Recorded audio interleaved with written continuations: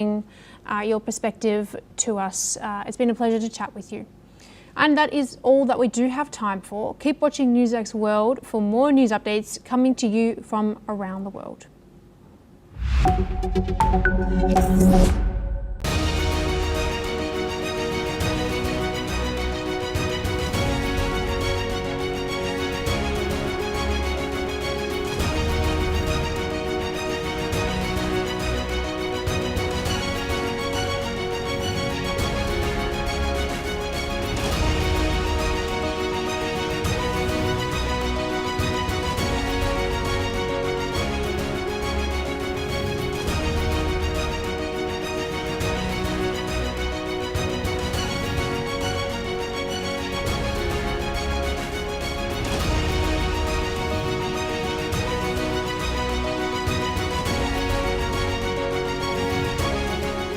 In the midst of this, life persists.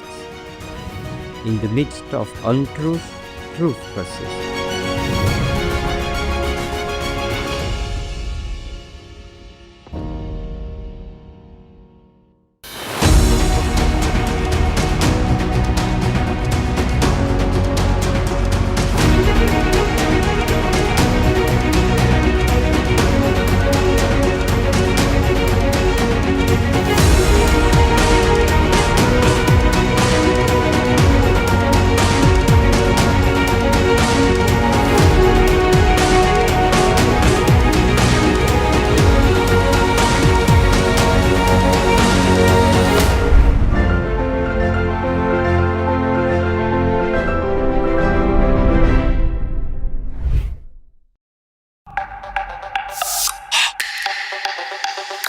आज का भारत सिर्फ आगे नहीं बढ़ रहा, Bharat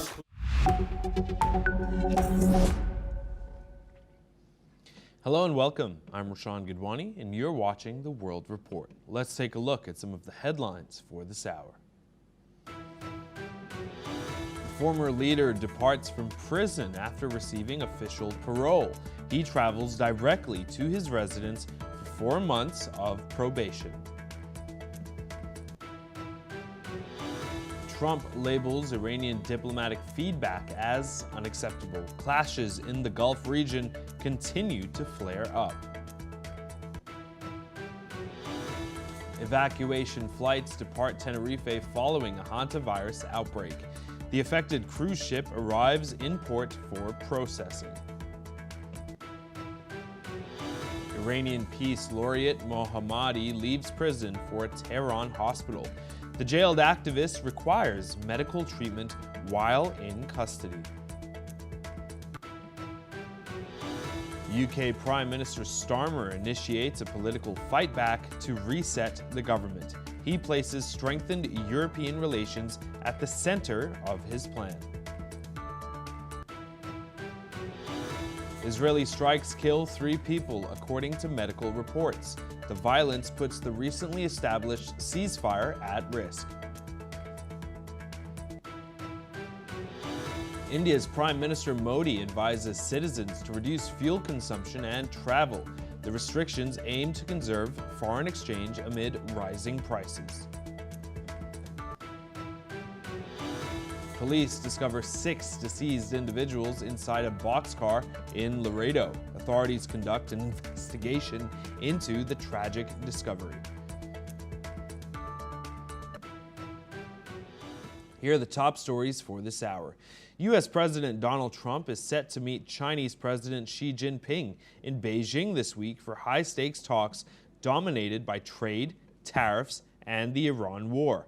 White House officials say Trump plans to apply pressure on Xi over China's continued support for Iran, including oil purchases and alleged sales of dual-use goods. The summit also comes as Washington seeks greater stability with Beijing after months of economic tensions. Both sides are expected to discuss extending a trade truce, while issues like Taiwan, AI competition, and global security are also likely to feature heavily during the 2-day visit. Listen in.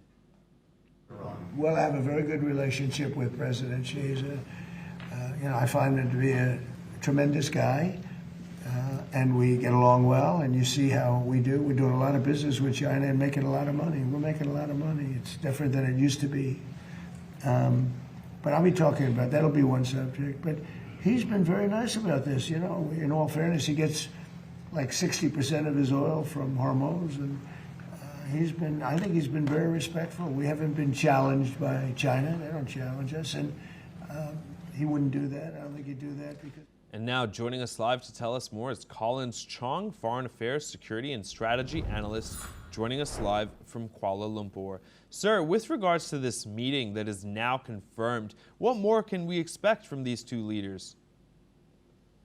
We've seen how, China matters here, especially regards to the Iran crisis. China does not want to prolong Iran war. We've seen how dependent China has been on the sea lanes, on the Strait of Hoprmuz. So it gives, both sides this greater opening to also have this common impact. But also this gives leverage also to China, because China can now use Iran as a greater bargaining chip.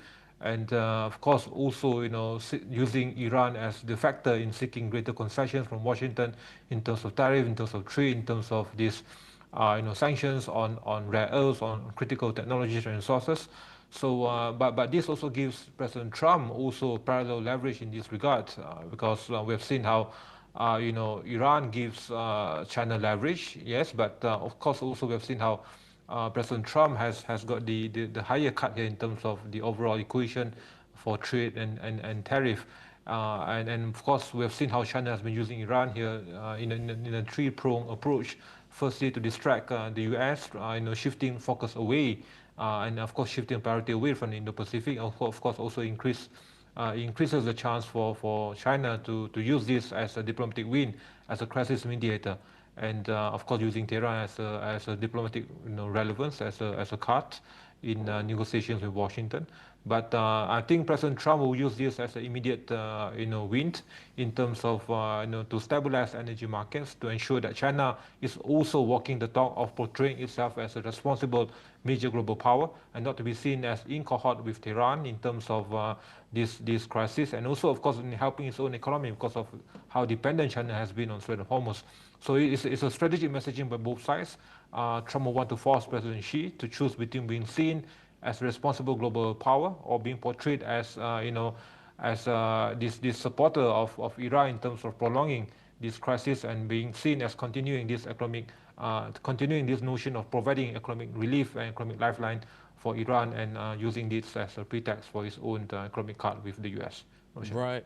Sir, do you believe that either of these nations will essentially ever have a conflict in the sense that one will be trying to one-up each other? Or do you believe that this meeting essentially points to the fact that both of these nations can be mutually beneficial, even if China is essentially portrayed as the world's factory? Do you believe that this threatens or intimidates Trump by any chance? Or do you believe that this meeting simply further solidifies their relationship, and of course, issues like this may not occur down the line? What are your thoughts, sir? I think both sides will need, will want to stabilize relations, and both sides are well aware of the immediate, economic fallout or impact for any deterioration of ties. Although I would argue that, China, will want this to be successful in terms of having this relief in terms of greater clarity and a greater confidence building measures with regards to the future economic ties between both powers, and how China has been reliant on the U.S. market. Also, of course, we have seen how President Trump is entering this meeting with greater bargaining card, and if this momentum of the Iran crisis is moving towards a positive outline, then this gives further credence to President Trump and having this greater leverage to further pile the pressure on China on this issue.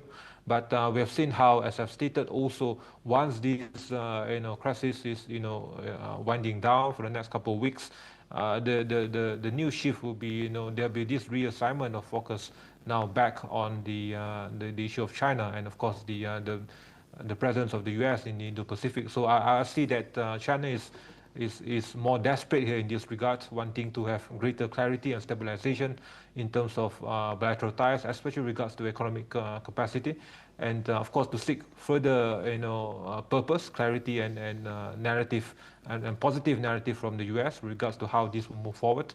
And President Trump simply has the higher cut here because of these greater leverage being felt here as part of this, repercussions or fallout, at least in a positive way for the U.S. being the most dominant, oil and gas supplier, and that of course also having address all these key economic concerns. Although we have seen some domestic, inflationary pressure, still the U.S. I think still has the upper cut here in terms of the overall equation and power ties with China, especially in military terms in the Indo-Pacific. Roshan.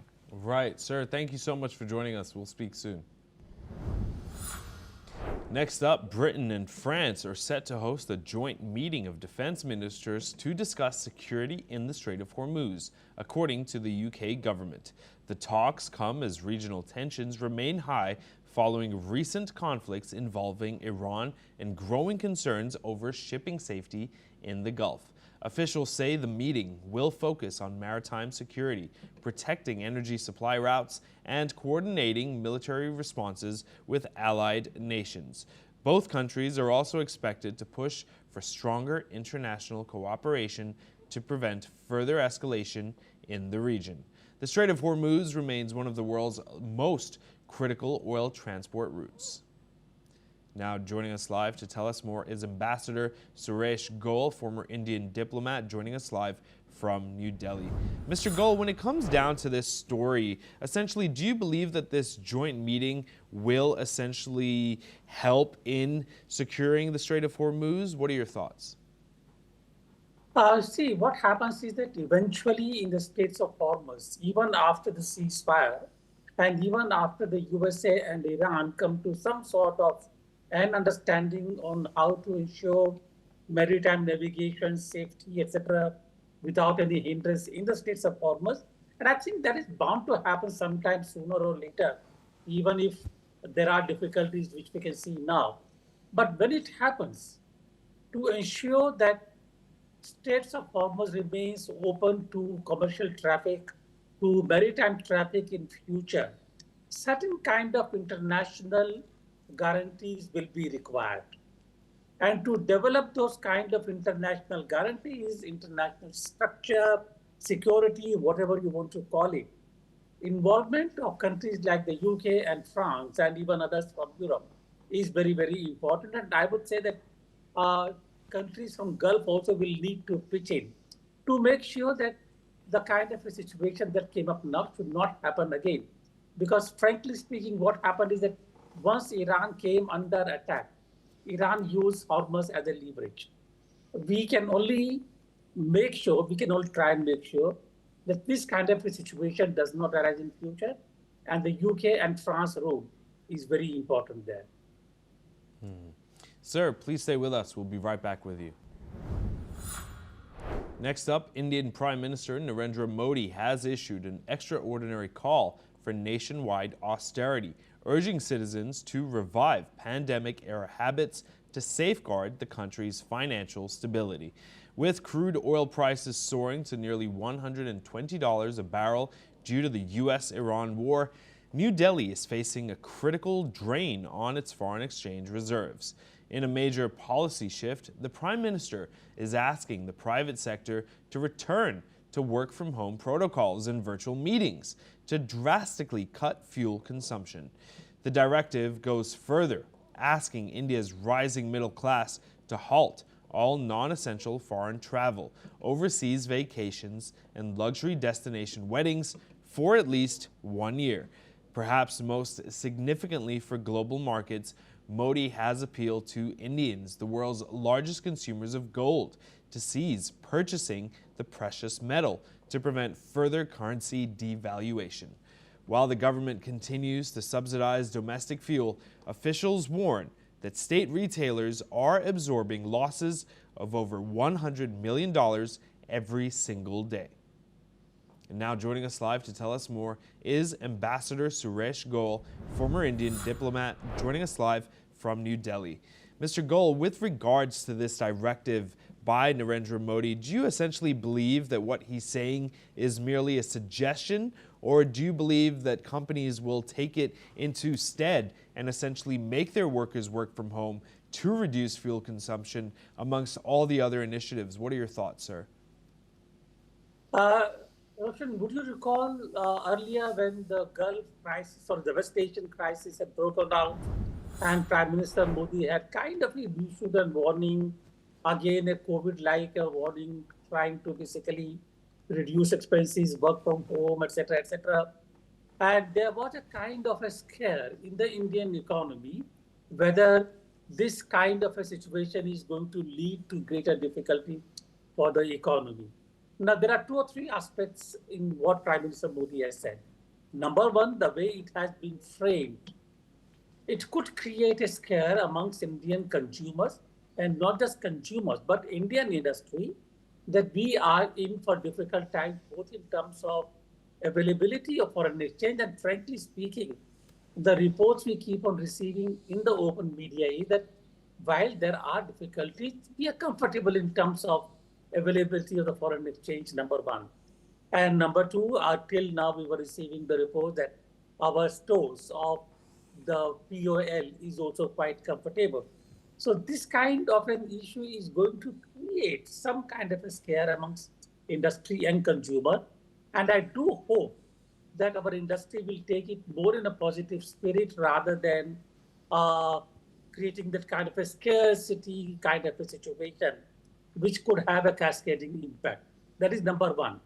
Number two, I think we must keep in mind the fact that most of our imports are really infrastructural imports, input imports into our industry. There is very small component of the imports which is actually related to consumer products. And therefore, while the warning is good, I don't think our imports are going to be impacted or reduced, diminished very much even after all this, because these are all essential imports. But reducing consumption of petrol and diesel is absolutely timely. We need to focus on it. And therefore, what I would say is that on the whole, in this total framework, there are points which are important and we need to take care of them.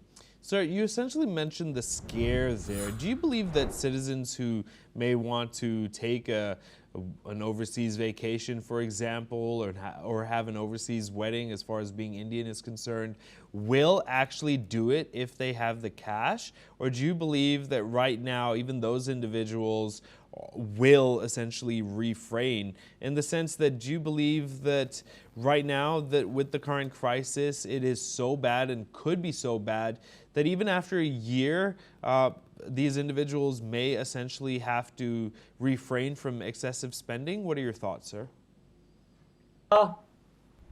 My sense is that those who are not able to travel or those who avoid travel will do that in any case, because there are difficulty for overseas travel now. There are problems in the Gulf, overflights.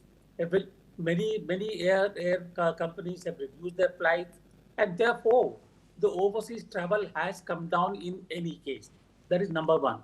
Number two, the fact is that those who have money to spend, they would still do it if they want to get away to the overseas for whatever reason.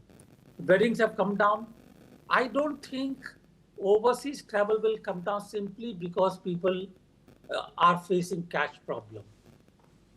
It will come down because of the geopolitical situation in any case. Right. Sir, thank you so much for joining us. Much appreciated. Next up, in an opinion piece, the Washington Post praises Modi and acknowledges his political durability and mass electoral appeal, despite often being critical of both him and the BJP in the past. According to the Post, Narendra Modi continues to outmaneuver his critics as the BJP consolidates its position as the world's largest political party.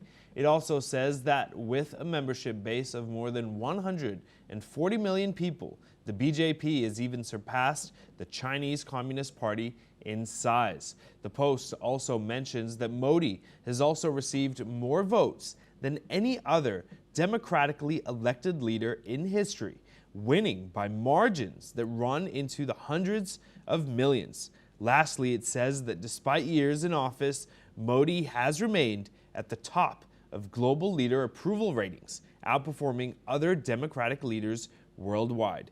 To quote the Post, by every electoral metric that defines political power, the BJP's rise under Modi has become one of the most successful political movements of the modern era.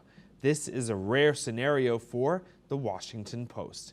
The publication has historically been critical of the BJP and Narendra Modi, with coverage often focusing on concerns regarding democratic backsliding, the erosion of minority rights, and the rise of Hindu nationalism, which the BJP has described as biased and agenda-driven. Next up, World Health Organization is raising concerns over the U.S. decision to shorten quarantine periods for passengers repatriated from the MV Hondius, warning that the move could increase the risk of community spread of the Andes strain of Hantavirus. Tedros Adhanom Ghebreyesus, speaking during disembarkation operations in Tenerife, said the WHO still considers a full 42-day quarantine biologically necessary because of the virus's long incubation period. The Andes strain is especially concerning because it can spread from person to person, although health officials stress it is not as easily transmitted as COVID-19. So far, 9 infections have been confirmed, including 3 deaths. Evacuated American passengers are being transferred to the University of Nebraska Medical Center, where U.S. health officials plan to use a shortened observation schedule supported by advanced diagnostic monitoring. Despite U.S. assurances, the WHO continues urging all member states to maintain the full 6-week isolation protocol. Let's listen in to what the WHO Director General for Dr. Tedros Adhanom Ghebreyesus had to say while in Tenerife. Yeah, so our advice is clear. Starting from May 10, 42 days with active follow-up, 42 days of quarantine. But it could be in a facility or at home. Of course, countries, we advise them, but at the end of the day, we don't impose. Countries follow their national guidelines, and based on the risk assessment, they can implement. But our guidance is very clear, and it has already been released. And now, joining us live to tell us more is Dr. Ishwar Gulata, virologist and consultant in infectious diseases, Unison Medicare and Research Center, joining us live from New Delhi. Now, with regards to this story, Dr. Ishwar Gulata, do you believe that the quarantine period needs to be decreased, or do you believe that that is the right amount based on research? What are your thoughts? There are 2 things in this. There's one is the infectious period and second is the incubation period. Here incubation period means after the infection, how many days or weeks required for showing the symptoms. And in this case with antivirus, it is 3 to 6 weeks, maximum 6 weeks. With other viruses, it can be up to 8 weeks. So therefore 6 weeks means 42 days. So their quarantine guidelines are for 2 things. Number 1, to observe a person who has been exposed or infected, to see what kind of symptoms that person gets and how we should treat that person. The second importance of quarantine is that person should not infect other people with whom he or she is coming in contact with. And that's the reason that they are giving the guideline of quarantine for 42 days. However, the person's infectiousness is only for few days. It is 2 days or 3 days before getting symptom and 4 or 5 days after first symptoms are seen. So highest number of days the person can be infectious is 9 days, but otherwise most of them are infectious only for 5 to 6 days. So during that period, you need to observe them more carefully. If and when you go to that person, you need to use mask, PPE kit, gloves, and see that you do not infect somebody else. However, person-to-person infection is very low with even Andes virus. With other viruses, even person-to-person infection is not there, but with Andes virus, person-to-person infection is low. Now, sir, do you essentially believe that with this virus that's now present, there may be other strains that can mutate out of it? And if that happens, then we might be on the verge of another global epidemic? What are your thoughts, sir? You see, like we have a right to mutate. From monkeys, we become human being, and again we keep on mutating. Same thing would happen with any virus, any bacteria, any organism. Now, when we talk about the larger epidemic or pandemic, there are, at least in last 40 years, more than 20 new infections. They are called emerging and re-emerging infections. And most of them are zoonotic. That means they're coming from animals. And when you talk about infection coming from animal to human being, start with HIV. You have a Mpox, you have Zika, Nipah, SARS-CoV, bird flu, mad cow disease, Hantavirus. So all these infections are transitioning from animal to human being, and that is mainly because of ecological imbalance and mainly because of human-animal-bird interface, where we are disturbing their ecology.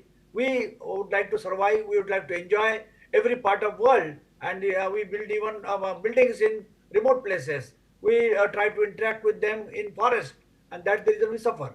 So what happens with this kind of interface is some infection can go and grow faster, like which happened with the COVID, and some infection may be limited to some areas, to some time period. For example, Zika, Ebola, or Nipah. They are only 10, 20, 30 infections, 100 infections, and they die down. Again, they re-emerge. So they do not become national or international emergency or epidemic because their infectiousness or replication factor or R naught is low. R naught of COVID virus, particularly Delta and Omicron, was 4 to 5. That means one infected person can infect 5 people before that infectiousness die down. So if one can 5 can 25, 25 can 125, and likewise. Here when the R naught is low, lower than 1, so one infected person can infect another person maybe. So primary infection, secondary infection, and that's the reason that in this strategy, we can contain the infectiousness of that person and not allowing other people to get infected. Only factor has been that those people who disembarked earlier, maybe in last 1 month at different islands, and they mix up with other people. And that's the reason that already 12 countries have notified hantavirus cases from different countries, which are already notified. But there are other countries where it may be there. And already some people are now on the way to different countries. With the evacuation, more than 100 people have been evacuated. Only 30 people of the crew, they remain on board, and the boat will be going to Rotterdam for more disinfection of the boat. But otherwise, these 100 people, there were 13 or 14 which were from Spain taken to Madrid. There's one flight which was taken to UK, around 20 to 22 people. 17 people went to USA, and there 4 or 5 other flights went to Canada, Netherlands, and other countries like Turkey. 2 Indians are there on the boat, and they are taken to Holland or Netherlands. And from there, they might be sent to India, or they might be quarantined over there. Sir, thank you so much for joining us. Much appreciated. We'll speak soon. That's all we have time for. Keep watching NewsX World for more news updates from around the world.